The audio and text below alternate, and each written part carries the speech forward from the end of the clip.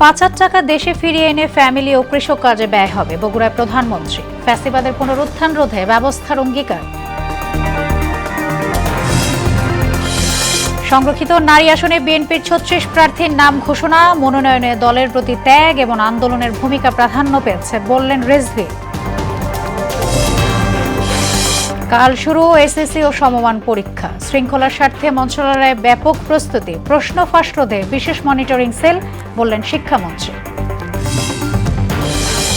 এবং দেশব্যাপী হামের টিকাদান শুরু, সঠিকভাবে পরিচালিত হলে শিগগিরই প্রাদুর্ভাব কমার আশা চিকিৎসকদের, বুস্টার ডোজ গ্রহণের পরামর্শ।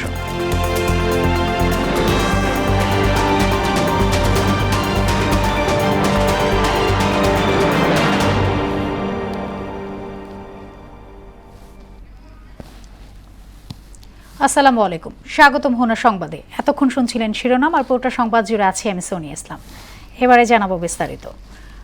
পাচার হওয়া অর্থ ফিরিয়ে এনে কৃষক ও ফ্যামিলি কার্ডে ব্যয় করা হবে বলে জানিয়েছেন প্রধানমন্ত্রী তারেক রহমান। বগুড়ায় ফ্যামিলি কার্ড বিতরণ কার্যক্রমের উদ্বোধন শেষে এই কথা বলেন তিনি। বগুড়া পৌরসভাকে সিটি কর্পোরেশনে উন্নীতকরণ, খাল খনন এবং ই বেল্ট বন কর্মসূচি সহ কয়েকটি প্রকল্প উদ্বোধন করেন সরকার প্রধান। এতে ফ্যাসিবাদের পুনরুত্থান রোধে ব্যবস্থা নেওয়ার অঙ্গীকারও করেন তিনি। রাসেল কবিরের প্রতিবেদন, জানাচ্ছেন মিশাল বিনতে আনোয়ার। এমপি ঐতিহ্যবাহী সরকার গঠনের পর সোমবার প্রথমবারের মতো পৈতৃক ভূমি বগুড়ায় যান প্রধানমন্ত্রী তারেক রহমান। এদিন দুপুরে বগুড়ার গাবতলী উপজেলায় বাগবাড়িতে ৯১১ জন সুবিধাভোগীর মধ্যে ফ্যামিলি কার্ড বিতরণ অনুষ্ঠানে প্রধানমন্ত্রী তারেক রহমান বলেন, দুর্নীতির মাধ্যমে পাচার হওয়া অর্থ দেশে ফিরিয়ে ফ্যামিলি ও কৃষক কার্ডে ব্যয় করা হবে। আমরা চেষ্টা করব বিগত স্বৈরাচারের সময় যেই দুর্নীতি হয়েছে, দেশ থেকে লক্ষ কোটি টাকা পাচার হয়ে গিয়েছে, দেশ থেকে লক্ষ লক্ষ কোটি কোটি পাচার হয়ে গিয়েছে টাকা, অর্থ সম্পদ চুরি হয়েছে, সেই টাকা দিয়ে আমরা কৃষক কার্ড করব ইনশাল্লাহ। এর আগে বগুড়া পৌরসভাকে সিটি কর্পোরেশনের উন্নতিকরণের উদ্বোধন করেন তিনি। সরকার প্রধান বলেন, ২০০১ সাল থেকেই বগুড়াবাসীর বহুদিনের স্বপ্ন পূরণে কাজ করছে বিএনপি।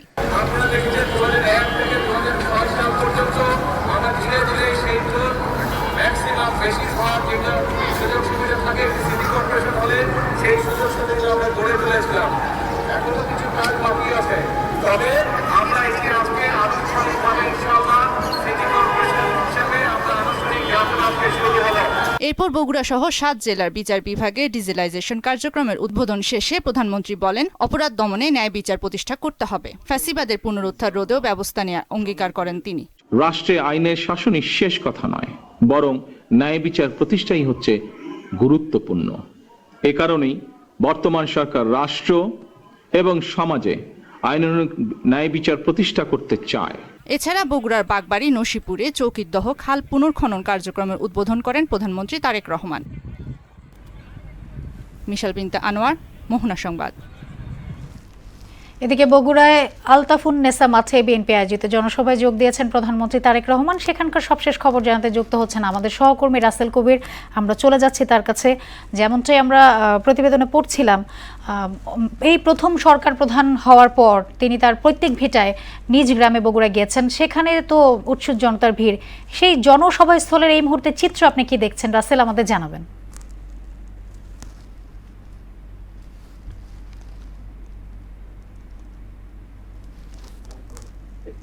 আমি এই মুহূর্তে রয়েছি আলতাপুর নেসা খেলার মাঠে। আমরা যে আসলে তারেক রহমান প্রধানমন্ত্রীতে বগুড়ায় যেমন প্রথম, তদ্রূপ তার পৈতৃক ভিটা বাবার বাড়িতে ২০ বছর পর তিনি পা রেখেছিলেন এবং বিভিন্ন কার্যক্রমের মধ্য দিয়ে সর্বশেষ তার বাবার যে স্মৃতি বিজড়িত বাড়ি, সেই বাড়িটি পরিদর্শন করে তিনি কিন্তু এখন বগুড়ায় ফিরেছেন এবং তারেক রহমান এখন সার্কিট হাউসে অবস্থান করছেন। কিছুক্ষণ পরেই আমি দেখানোর চেষ্টা করছি, কিছুক্ষণ পরেই আলতাপুর নেসা খেলা মাঠে কিন্তু উপস্থিত হবেন এবং এখানেই তিনি লাখো মানুষকে তার মুখ নিঃসৃত বাণীতে তিনি আসলে সিক্ত করবেন। এবং আমরা যেমন দেখছি যে আসলে এই জনসভা কেন্দ্র করে গ্রাম অঞ্চল থেকে শুরু করে নেতা কর্মী এবং বিভিন্ন পর্যায়ের আসলে নেতা কর্মীরা, সাধারণ জনগণ, তারা কিন্তু আসলে মাঠে উপস্থিত হতে শুরু করেছে। তারেক রহমান আসার আগেই আমরা দেখছি যে এই মাঠ কিন্তু কানায় কানায় পূর্ণ হয়ে গেছে। আমরা এমনটি দেখছি যে তারা আসলে তাদের প্রিয় তারেক ভাইকে, তাদের প্রধানমন্ত্রীকে, তাদের এই বগুড়ার সন্তানকে দেখার জন্য তারা বুথ হয়ে আছে আমরা দেখছি। এবং আমরা শুধুমাত্র মাঠেই না, আমরা দেখছি আসলে মাঠের আশেপাশে যেগুলো অলিগলি আছে এগুলো কিন্তু আসলে মানুষে ভরপুর হয়ে গিয়েছে, আমরা এমনটি আসলে দেখতে পাচ্ছি। তবে আমরা যেমন দেখছি আসলে স্টেজে যেমন দেখতে পাচ্ছি নেতা কর্মীরা আসলে বক্তৃতা দিচ্ছেন এবং তারেক রহমান কিছুক্ষণের মধ্যেই এই মাঠে আসবেন এবং আসলে তিনি এই জনসভায় উপস্থিত হয়ে বক্তৃতা প্রদান করবেন। এখান থেকে আসলে মানুষ তার কথা শুনবে এবং তার অপেক্ষা রয়েছে। সোনিয়া, এই ছিল আমার কাছে আলতাবুন্নেসা খেলার মাঠ থেকে তারেক রহমানের এখানে আসবার সর্বশেষ। রাসেল, আপনাকে ধন্যবাদ। ত্রয়োদশ জাতীয় সংসদের সংরক্ষিত নারী আসনে ৩৬ জনের নাম চূড়ান্ত করেছে বিএনপি। দুপুরে দলের কেন্দ্রীয় কার্যালয়ে মনোনীতদের নাম ঘোষণা করেন বিএনপির সিনিয়র যুগ্ম মহাসচিব রুহুল কবির রিজভী। এর আগে দলটির পার্লামেন্টারি মনোনয়ন বোর্ড প্রায় ৯০০ জন মনোনয়ন প্রত্যাশীর সাক্ষাৎকার গ্রহণ করে। তানজিদ ভাইয়ের প্রতিবেদন। জাতীয় সংসদে সংরক্ষিত নারী আসনে মনোনয়ন চূড়ান্ত করতে শুক্র ও শনিবার প্রায় ৯০০ জনের সাক্ষাৎকার গ্রহণ করে বিএনপি। একদিনের মধ্যেই সিদ্ধান্ত নিয়ে নেয় তারা। বিএনপির কেন্দ্রীয় কার্যালয়ে জরুরি সংবাদ সম্মেলনে প্রধানমন্ত্রীর রাজনৈতিক উপদেষ্টা ও বিএনপির সিনিয়র যুগ্ম মহাসচিব রুহুল কবির রিজভী মনোনীতদের নাম ঘোষণা করেন। মনোনয়ন বোর্ডের নেতৃবৃন্দ, গণপ্রজাতন্ত্রী বাংলাদেশ সরকারের প্রধানমন্ত্রীর সভাপতিত্বে অনুষ্ঠিত মনোনয়ন বোর্ড সর্বসাকুল্যে ৩৬ জনকে মনোনীত করেছেন, নির্বাচিত করেছেন। সেলিমা রহমান, শিরিন সুলতানা, হেলেন জেরিন খান, নিরুফার চৌধুরী মনি, নিপুণ রায় চৌধুরী। রুহুল কবির রিজভী বলেন, দলের জন্য অবদান ও ত্যাগের পাশাপাশি বিগত আন্দোলন সংগ্রামে ভূমিকা মাথায় রেখে মনোনয়ন চূড়ান্ত করা হয়েছে। মাহমুদা হাবিবা, মুসাম্মদ সাবিরা সুলতানা, সানসিলা জেবরিন, সঞ্জিদা ইসলাম তুলি, সুলতানা আহমেদ, মুসাম্মদ শাম্মী আক্তার, বিথিকা বিনতে হুসাইন, মানসুরা আক্তার, আরিফা সুলতানা, নাদিয়া পাঠান পাপন, সেলিনা সুলতানা। স্থায়ী কমিটির সদস্য, মহিলা দল এবং ছাত্রদল সহ বিগত দিনে দলের সঙ্গে সম্পৃক্ত নেত্রীদের নাম রয়েছে তালিকায়। এই ৩৬ জন বিএনপি এবং বিএনপির জোট থেকে যাদেরকে সিলেকশন করা হয়েছে, নির্বাচিত করা হয়েছে। তানজিদ ভুইয়া, মোহনা সংবাদ, ঢাকা। এদিকে গুমের সঙ্গে জড়িত কর্মকর্তাদের জিজ্ঞাসাবাদের আওতায় আনার দাবি জানিয়ে বিএনপির সিনিয়র যুগ্ম মহাসচিব রুহুল কবির রিজভী বলেন, গুমের বিরুদ্ধে শক্ত আইন চায় দেশের মানুষ। সকালে বিএনপির কেন্দ্রীয় কার্যালয়ে বিএনপি নেতা এম ইলিয়াস আলীর সন্ধান দাবিতে আলোচনা সভা ও দোয়া মাহফিলে তিনি কথা বলেন। চলমান জ্বালানি ও গ্যাস সংকটকে পুঁজি করে কেউ যেন সিন্ডিকেট করতে না পারে, সরকার তা কঠোরভাবে নিশ্চিত করবে বলেও জানান রুহুল কবির রিজভী। গুমের উপর একটি শক্তিশালী আইন তৈরি হোক, আর কেউ যাতে কোনো সিন্ডিকেট করতে না পারে। ইলিয়াস আলী, চৌধুরী আলম, সাইফুল ইসলাম হিরু, সুমন, পারভেজ, এরা আজকে কোথায়? যারা গুম করেছেন সেই কর্মকর্তারা তো আছেন বিভিন্ন জায়গায়। তাদেরকে আইনের আওতায় নিয়ে এসে তাদেরকে রিমান্ডে নিয়ে বলুন কিভাবে গুম করেছেন, কোথায় গুম করেছেন। প্রতিশ্রুতি পূরণের সরকার, সেই সরকার যে আইন প্রণয়ন করবে এটা মানবতার পক্ষে, এটা গুমের বিরুদ্ধে, এটা মানুষের কল্যাণের পক্ষে, গণতন্ত্রকে শক্তিশালী করার পক্ষে। এসএসসি ও সমমান পরীক্ষা স্বচ্ছ ও সুশৃঙ্খল করতে ব্যাপক কড়াকড়ি আরোপ করছে সরকার। সচিবালয়ে সংবাদ সম্মেলনে শিক্ষামন্ত্রী আ.ন.ম এহসানুল হক মিলন বলেন, প্রশ্ন ফাঁস রোধে অনলাইন মনিটরিং জোরদারের পাশাপাশি বিশেষ সেল গঠন করা হয়েছে। পরীক্ষা চলাকালীন কোচিং সেন্টার খোলা রাখার কথা জানিয়ে তিনি বলেন, শিক্ষার্থীরা সুবিধার্থে নিরবচ্ছিন্ন বিদ্যুৎ সরবরাহের ব্যবস্থা করা হবে। শামীউজ্জামান চৌধুরীর রিপোর্ট।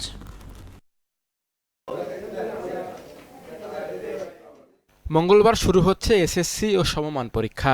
এবার অংশ নিচ্ছে 18,57,344 জন শিক্ষার্থী। শিক্ষা জীবনের গুরুত্বপূর্ণ এই পরীক্ষা নিয়ে উদ্বিগ্ন থাকেন শিক্ষার্থীরা। এবার পরীক্ষায় প্রশ্নপত্রের নিরাপত্তা এবং সার্বিক শৃঙ্খলা নিয়ে সচিবালয়ে নিজ দপ্তরে সংবাদ সম্মেলন করেন শিক্ষামন্ত্রী আ.ন.ম এহসানুল হক মিলন।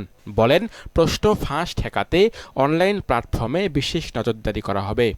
পরীক্ষার্থীদের প্রবেশ করার সুযোগ সৃষ্টি করে দেয়, এই ব্যাপারে আমরা বোর্ডকে নির্দেশনা দিয়েছি যেন বোর্ড যেন পরীক্ষা কেন্দ্রগুলো একটু আর্লি ওপেন করেন এবং নিশ্চিতভাবে ছাত্রছাত্রীরা পরীক্ষার্থীরা এই যানজট ভেদ করে তারা যেন সময় মতো আসতে পারেন সেই সুযোগটি সৃষ্টি করার জন্য আমরা নির্দেশ দিয়ে দিচ্ছি এবং আপনাদের মাধ্যমে অভিভাবকদেরকে জ্ঞাতার্থে আমরা এই ঘোষণাটি দিচ্ছি। শিক্ষার্থীদের পড়াশোনার পরিবেশ নিয়েও ভাবনা রয়েছে মন্ত্রীর। পরীক্ষাকালে নিরবচ্ছিন্ন বিদ্যুৎ সরবরাহে সংশ্লিষ্ট বিভাগকে চিঠি দেওয়ার সিদ্ধান্ত নিয়েছে বোর্ড। আমরা ইতিমধ্যেই চিঠি দিয়েছি, যেই জায়গায় বিদ্যুৎ রয়েছে পরীক্ষার সময় বিদ্যুৎ থাকতে হবে, এই ব্যবস্থাটি আমরা যথোপযুক্ত কর্তৃপক্ষকে আমরা চিঠি দিয়ে আবেদন করেছি যে বিদ্যুৎ সেই সময় থাকতে হবে। যদিও পরীক্ষার সময় কোচিং সেন্টার খোলা রাখার কথা জানান তিনি। গভর্নমেন্টের কোনো কোচিংদের মনিটরিং করার কোনো রকম রেগুলেশন নাই। কোচিং করছে, কোচিং আর স্কুলের পার্থক্য কি? কোচিং এর রেজিস্ট্রেশন নাম্বার নাই, স্কুলের রেজিস্ট্রেশন আছে, এই তো পার্থক্য। এখন কোথায় কোচিং হচ্ছে উই ডোন্ট নো। এবার এসএসসিতে উত্তরপত্রের মূল্যায়নে গুণগত মান বজায় রাখা হবে বলেও জানান শিক্ষামন্ত্রী। তাদেরকে এনাফ সময় দেওয়া হচ্ছে এবং এক্সামিনার বাড়ানো হচ্ছে যাতে খাতাগুলো সুন্দরভাবে দেখেন। শামীমুজ্জামান চৌধুরী, মোহনা সংবাদ, ঢাকা। জ্বালানি তেলের মূল্য বৃদ্ধিতে মূল্যস্ফীতির আশঙ্কা করছেন অর্থনীতিবিদরা। তারা বলেন এতে কষ্ট বাড়বে নিম্ন মধ্য আয়ের মানুষের। জীবনযাত্রার ব্যয় বাড়ার শঙ্কায় দুশ্চিন্তা বেড়েছে সাধারণ মানুষের মধ্যে। নাজমুল ইসলামের প্রতিবেদন। দুদিন আগে দেশে সব ধরনের জ্বালানি তেলের দাম বাড়িয়েছে সরকার। অনেক আগে থেকে দ্রব্যমূল্যের ঊর্ধ্বগতিতে বিপর্যস্ত মানুষের জন্য এই সংবাদটি ভয়ের কারণ হয়ে দাঁড়িয়েছে। জ্বালানির দাম বেড়ে যাওয়ায় জীবনযাত্রার ব্যয় বাড়ার আশঙ্কা তাদের। তেলের দাম বাড়ার কারণে দৈনন্দিন যে যাতায়াত যে ওটার জন্য একটা প্রভাব পড়বে নিম্ন আয়ের লোকের উপরে। গরিব মানুষ তো আরো গরিব হবে। প্রত্যেকটা কৃষি পণ্যের উৎপাদন খরচ ব্যাপকভাবে বাড়বে। তেলের সাথে সারা দেশের সমস্ত কিছুর সম্পর্ক, তাইলে এটা বাড়বে। তো আমাদের সরকারের কাছে অনুরোধ, যারা দায়িত্বপ্রাপ্ত আছে তাদের কাছে অনুরোধ যাতে জনগণের ভোগান্তি কমায়। ব্যবসায়ীরা বলছে জ্বালানি তেলের মূল্য বৃদ্ধিতে পরিবহন খরচও বাড়ে, যার সরাসরি প্রভাব পড়ে নিত্য পণ্যের দামে। জ্বালানি তেলের দাম বাড়লে চাউলের সাথে সংযুক্ত আছে, তো ওই হিসেবে হয়তো দাম বাড়তে পারে। এখন বর্তমান যে অবস্থা আছে স্থিতিশীল আছে, হ্যাঁ, সামনে কি হয় বলা যাচ্ছে না। অবশ্যই যদি তেলের দাম বাড়তি আন্তর্জাতিক বাজারে যদি মন্দা থাকে আমাদেরও একই অবস্থা হবে। জ্বালানি ক্রাইসিসের কারণে যানবাহন যেটা ওই ট্রাকের ভাড়া বেড়ে গেছে, এখন জিনিসপত্রের দাম বাড়বে, এটাই স্বাভাবিক। অর্থনীতিবিদরা বলেন জ্বালানির নতুন দামের কারণে মূল্যস্ফীতি বাড়তে পারে, এতে বেশি ক্ষতিগ্রস্ত হবে নিম্ন ও মধ্যবিত্ত মানুষ। ফুয়েল এটা বাড়লে জিনিসপত্রের দাম বাধ্য বাড়তে। অতএব বাংলাদেশে অলরেডি যে মূল্যস্ফীতি রয়েছে, এখন আমরা আসলে ডাবল ডিজিট মূল্যস্ফীতিতে চলে যাওয়ার জন্য একটা শঙ্কা তৈরি হয়েছে। আপনি যদি দেখেন প্রভাবিত করে কাকে, তাহলে কিন্তু গরিব এবং নিম্ন শ্রেণীর মানুষ যেভাবে প্রভাবিত হয়, এর চেয়ে বেশি প্রভাবিত ধনীদের সাথে কিন্তু ওই প্রভাবটা তেমন লক্ষ্য করা যায় না। এদিকে সরকারের পক্ষ থেকে ফিলিং স্টেশনে জ্বালানির সরবরাহ বাড়ানোর উদ্যোগ নেওয়া হলেও কমেনি যানবাহনের সারি। নাজমুল ইসলাম, মোহনা সংবাদ, ঢাকা। বিশ্ববাজারের সাথে সামঞ্জস্য রেখে জ্বালানি তেলের দাম বাড়ানো হয়েছে বলে জানালেন বাণিজ্য মন্ত্রী খন্দকার আব্দুল মুক্তাদি। সকালে সিলেট জেলা হাসপাতাল পরিদর্শন ও হাম রুবেলা টিকাদান কর্মসূচি উদ্বোধন শেষে একথা জানান তিনি। তবে দাম বাড়ানোর প্রেক্ষিতে সব ক্ষেত্রে মূল্যস্ফীতির প্রভাব যাতে ছড়িয়ে না পড়ে সেই বিষয়ে সরকার সজাগ রয়েছে বলেও জানান মন্ত্রী। জ্বালানি তেলের মূল্য সারা পৃথিবীতে বৃদ্ধি হয়েছে। বিষয়টা এরকম না যে বাংলাদেশ একটা বিচ্ছিন্ন পদক্ষেপ নিয়েছে। পৃথিবীর বেশিরভাগ দেশে যদি আমদানির ক্ষেত্রে মূল্য বাড়ে, তাহলে এটা স্বয়ংক্রিয়ভাবে খুচরা পর্যায়ে মূল্য বৃদ্ধি হয়। পৃথিবীর বিভিন্ন দেশে, ভারত সহ প্রত্যেকটা দেশ জ্বালানির এই অস্বাভাবিক মূল্য বৃদ্ধির অভিজ্ঞতা সহ্য করতে না পেরে পাইকারি এবং খুচরা পর্যায়ে ভোক্তা পর্যায়ে মূল্য বাড়াতে বৃদ্ধিতে বাধ্য হয়েছে। সারা দেশে শুরু হলো হামের টিকাদান। সকালে নারায়ণগঞ্জে এই কার্যক্রমের উদ্বোধন করে স্বাস্থ্যমন্ত্রী বলেন 1,80,00,000 শিশুকে হামের টিকা দেয়া হবে। আর শিশুরোগ বিশেষজ্ঞদের আশা শিগগিরই হামের প্রাদুর্ভাব কমে আসবে। চিকিৎসা শেষ করে হাসপাতাল ছাড়ার পরও আইসোলেশন ও বুস্টার ডোজের পরামর্শ দেন তারা। এমআর আসাদের রিপোর্ট। হামের উপসর্গ নিয়ে বাংলাদেশ শিশু হাসপাতালে রোগী ভর্তি বেড়েছে। শুধু ঢাকা নয়, বিভিন্ন জেলা থেকেও রোগীরা আশঙ্কাজনক অবস্থায় ভর্তি হচ্ছেন এই হাসপাতালে। স্যালাইনের পাশাপাশি দেয়া হচ্ছে প্রয়োজনীয় ভিটামিন, আর গুরুতরদের জন্য রাখা হচ্ছে রক্তের ব্যবস্থা। হাসপাতাল থেকে ছাড়পত্র নিয়ে অনেকেই বাসায় ফিরতে পারছেন। আলহামদুলিল্লাহ ভালো, এখন নল দিয়ে দুধ দিতেছে, খাইতেছে, বলছে ডাক্তার এখন ভালো আছে আগে থেকে। বর্তমানে আর ইঞ্জেকশন বন্ধ, কিন্তু রক্ত দিতে আছে, মানে রক্ত শূন্যতা, এই কারণে রক্ত দিতে আছে। আনছিলাম হলো জ্বর আছিল, ঠান্ডা, আর হলো হামের কারণে আমরা শ্বাসকষ্ট। আমরা তো অন্য হসপিটালে ছিলাম, এখন এই জায়গায় এসে শুধু নিউমোনিয়া, মানে শ্বাসকষ্ট আছে, এই জন্য এসে জায়গায়। ওর 15 দিন আগে জ্বর হয়েছে, তারপর এই ইঞ্জেকশন দিয়েছি 7টা, জ্বর কমে নাই, 2 দিন ভালো ছিল, তারপর আবার জ্বর আসছে, তার 5 দিন পর আবার এগুলো দেখা দিছে। হাম থেকে সুস্থ হওয়ার পরও আতঙ্ক থেকেই যাচ্ছে। শিশু হাসপাতালের চিকিৎসক অধ্যাপক আতিকুল ইসলাম জানান, হামে রোগ প্রতিরোধ ক্ষমতা কমে যায়, ফলে নিউমোনিয়া সহ নানা রোগে আক্রান্ত হয়ে পড়ছে শিশুরা। ওর যে ইমিউনিটির লস হয়, ইমিউনিটি যে ডিপ্রেসড হয়ে যায়, এটা আসলে গেইন করতে 4 থেকে 6 সপ্তাহ লেগে যায়। এই জন্য মোটামুটি ভালো হয়ে গেলেও দেখা যায় যে একটা ইনফেকশন ছিল, একটা দিয়ে তার একটা নিউমোনিয়া হয়েছে বা ডায়রিয়া হয়েছে, চলে গেল, এবার অন্য একটা জীবনে আবার ইনফেকশন হচ্ছে। হামের টিকা নেওয়া থাকলেও 10 বছরের কম বয়সীদের পুনরায় টিকা নেওয়ার পরামর্শ দেন তিনি। 2টা নেওয়া থাকলেও দিবে, কোনো সমস্যা নেই। যদি 1 মাস পার হয়ে থাকে 10 বছর পর্যন্ত, আরও ভালো। টিকা যদি মাল্টিপল হয় কোনো সমস্যা নেই।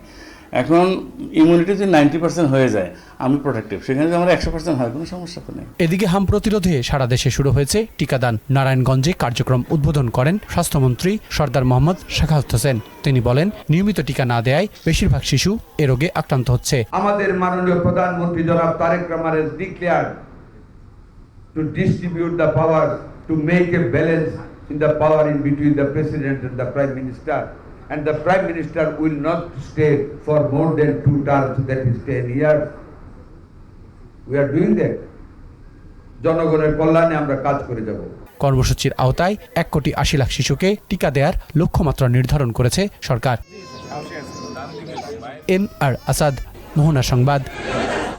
হজের উদ্দেশ্যে এখন পর্যন্ত ঢাকা ছেড়েছেন প্রায় 13,000 হজযাত্রী। কোনো ধরনের ভোগান্তি না থাকায় সন্তোষ জানিয়েছেন আশকোনা হজ ক্যাম্পে অবস্থানরতরা। আর হজ অফিস বলছে, হজ যাত্রীদের নিরাপত্তায় সর্বোচ্চ ব্যবস্থা নেওয়া হয়েছে। বিস্তারিত জানাচ্ছেন এমদাদুল হক খান। হজ যাত্রীদের পদচারণায় মুখর রাজধানীর আশকোনা হজ ক্যাম্প। দেশের বিভিন্ন প্রান্ত থেকে আসা মুসল্লিরা সেখানে জড়ো হয়ে যাত্রার প্রাথমিক প্রস্তুতি সম্পন্ন করছেন। তাদের বিদায় জানাতে ক্যাম্পের সামনে ভিড় করেন স্বজনরা। এবার সরকারি হজ ব্যবস্থাপনায় সন্তুষ্ট গমনোচ্ছুরা। আল্লাহ দরবারে শুকরিয়া, আমার এই বয়সে এখন আল্লাহ নিতেছে, আমাকে যাইতে পারতেছি। দোয়া করবেন যাতে আমরা সুস্থভাবে, সুন্দরভাবে, আল্লাহকে রাজি খুশি করায় সবকিছু সুষ্ঠুভাবে করে আমাদের প্রিয় মাতৃভূমি বাংলাদেশে এবং আমাদের আত্মীয় স্বজনের কাছে ফিরে আসতে পারি। মধ্যপ্রাচ্য যুদ্ধের কারণে আতঙ্ক থাকলেও ভীত নন তারা। আমাদের একটা শঙ্কা হচ্ছে, চিন্তা হচ্ছে, সেটা হচ্ছে বর্তমানে যে মিডল ইস্টে যে যুদ্ধটা হচ্ছে ইরানের সাথে ইসরায়েল এবং আমেরিকার, সেই যুদ্ধটাতে কিন্তু হজযাত্রীরা আমরা মানে একটা শঙ্কা এবং আতঙ্কে আছে। মক্কা মদিনা এটা সকল মুসলমানদের একটা সবচেয়ে ভালোবাসা, ভালো লাগার একটা প্রিয় জায়গা। তো সেক্ষেত্রে মক্কা মদিনা আক্রমণ হবে বা এখানে কেউ ক্ষতিগ্রস্ত হবে বলে আমি বিশ্বাস করছি না। কোনো ভয়ের কারণ নাই, হেফাজতের মালিক সর্বপ্রথম আল্লাহ। ঢাকা হজ অফিসের পরিচালক জানান, হজযাত্রীদের নিরাপত্তায় কঠোর ব্যবস্থা নেওয়া হয়েছে। সোমবার সকাল 10টা পর্যন্ত ঢাকা ত্যাগ করেছেন 12,855 জন। আগের যে কোনো সময় তুলনায় অত্যন্ত নিরাপদ রয়েছে। আপনারা নিজেরাও নিশ্চয়ই এটা প্রত্যক্ষ করেছেন। 12,855 জন হজযাত্রী মানে সৌদি আরবে অনেকেই মানে পৌঁছে গেছেন, আর কেউ রাস্তায় আছেন, আর একটা ফ্লাইট আসলে কিছুক্ষণের মধ্যেই উড্ডয়ন করবে। এবছর সৌদি সরকারের নির্দেশনা অনুযায়ী রিপ্লেসমেন্ট ভিসা বন্ধ রয়েছে বলেও জানান হজ অফিসের পরিচালক। অন্যান্য সময় যে রিপ্লেসমেন্টের যে অপশনটা, সেটা মানে স্বাভাবিকভাবে খোলা থাকতো। সৌদি আরবের এবার সিস্টেমটা ক্লোজ রাখা আছে। এমদাদুল হক খান, মোহনা সংবাদ, ঢাকা। এবার আন্তর্জাতিক সংবাদ। যুক্তরাষ্ট্রের সঙ্গে আলোচনার পরিকল্পনা নেই বলে জানিয়েছেন ইরান, কারণ প্রথম থেকে আলোচনার পরিবেশ তারা নষ্ট করেছে। এদিকে ইরানের পতাকাবাহী একটি কার্গো জাহাজ জব্দ করেছে মার্কিন বাহিনী, যা আলোচনায় ইতিবাচক সম্ভাবনাকে নষ্ট করতে পারে বলে মনে করা হচ্ছে। বিস্তারিত প্রিয়াঙ্কা নিতুর ডেস্ক রিপোর্টে। যুক্তরাষ্ট্রের সঙ্গে আলোচনার আর কোনো পরিকল্পনা ইরানের নেই বলে জানিয়েছে দেশটির পররাষ্ট্র মন্ত্রণালয়। সোমবার মন্ত্রণালয়ের মুখপাত্র ইসমাইল বাঘেই এ তথ্য জানিয়েছেন। 2 সপ্তাহের যুদ্ধবিরতি কার্যকর হলেও প্রথম থেকেই এটি ভঙ্গ করেছে যুক্তরাষ্ট্র।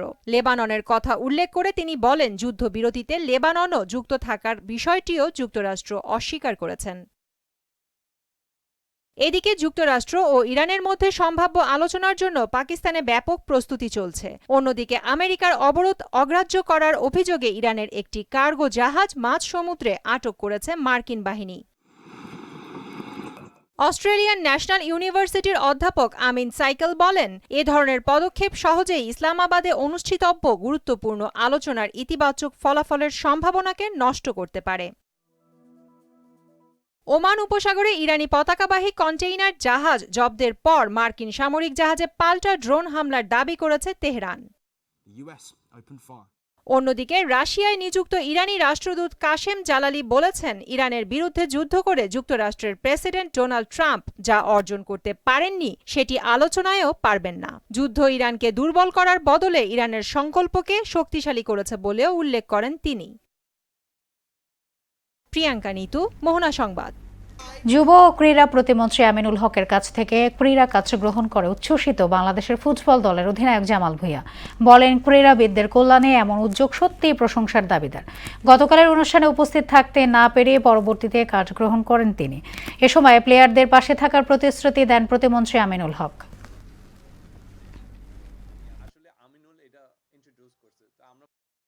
ফার্স্ট টাইম বাংলাদেশি হিস্টোরি আমরা একটা ক্রীড়ামন্ত্রী পাইছি যে সবাই জন্য চিন্তা করতেছে।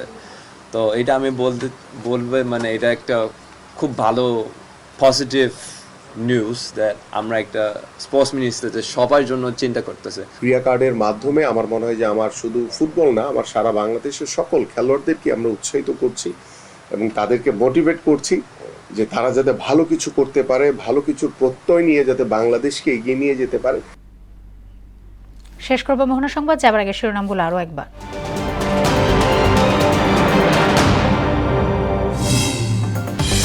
৫,০০০ টাকা দেশে ফিরিয়ে এনে ফ্যামিলি ও কৃষক কার্য ব্যয় হবে, বগুড়ায় প্রধানমন্ত্রী। ফ্যাসিবাদের পুনরুদ্ধার রোধে ব্যবস্থার অঙ্গীকার। সংরক্ষিত নারী আসনে বিএনপির ৩৬ প্রার্থীর নাম ঘোষণা। মনোনয়নে দলের প্রতি ত্যাগ এবং আন্দোলনের ভূমিকা প্রাধান্য পেয়েছে বললেন রিজভী। কাল শুরু এসএসসি ও সমমান পরীক্ষা। শৃঙ্খলার স্বার্থে মন্ত্রণালয়ের ব্যাপক প্রস্তুতি। প্রশ্ন ফাঁস রোধে বিশেষ মনিটরিং সেল, বললেন শিক্ষামন্ত্রী। এবং দেশব্যাপী হামের টিকাদান শুরু, সঠিকভাবে পরিচালিত হলে শিগগিরই প্রাদুর্ভাব কমার আশা চিকিৎসকদের। বুস্টার ডোজ গ্রহণের পরামর্শ।